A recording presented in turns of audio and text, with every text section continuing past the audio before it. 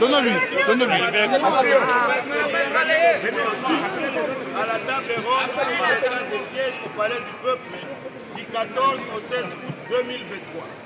Nous, députés nationaux, sénateurs, députés provinciaux, représentants des forces vives, chefs coutumiers, confessions religieuses, femmes, jeunes et notabilités, ressortissants des provinces de l'Ituri et du Nord Kivu, invités de participer à la table ronde sur l'état de siège, tenue du 14 au 16 août 2023 dans la salle des congrès du Palais du Peuple sous le haut patronage du président de la République, chef de l'État, Félix-Antoine Tshisekedi Tshilombo.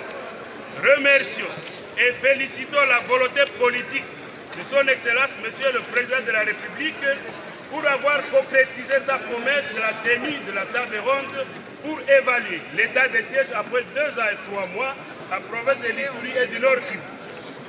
Saluons et remercions les efforts de son Excellence, Monsieur le Premier ministre, ainsi que le gouvernement de la République pour l'accompagnement matériel à travers les différentes missions et de l'état de siège dans les 2 provinces précitées, malgré les résultats mitigés.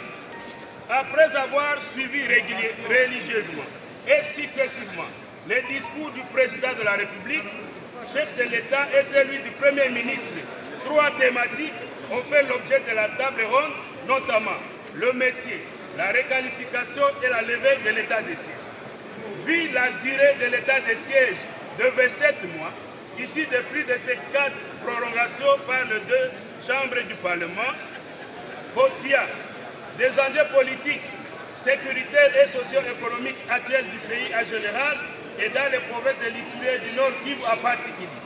Attendu que cette table ronde a été préparée par les experts à 2 phases, considérant que la commission du métier de l'état de siège s'est vue vidée de la majorité de ses membres par manque d'arguments solides et celle de la requalification de l'état de siège dissous par ses membres faute du soubassement constitutionnel, après les constats, analyses, débats et délibérations faits dans les 3 commissions susmentionnées, prenons à ce jour notre engagement solennel à toute responsabilité individuelle et collective devant Dieu, la communauté internationale, la nation tout entière et du peuple congolais. Pour la déclaration dont la teneur suit. 1. Réitérons la demande pressante de la population des provinces de l'Ituri et du Nord Kivu pour l'unique et seule option, la levée pure et simple de l'état de siège.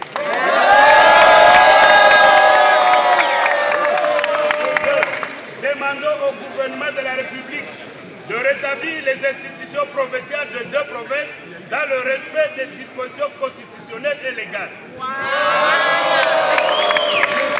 Renforcer les opérations militaires de grande envergure en respectant l'unité de commandement. Redynamiser et accélérer le PDDRCS afin de prendre en charge les ex-miliciens volontaires au processus de paix fait à Kinshasa le 15 août 2023.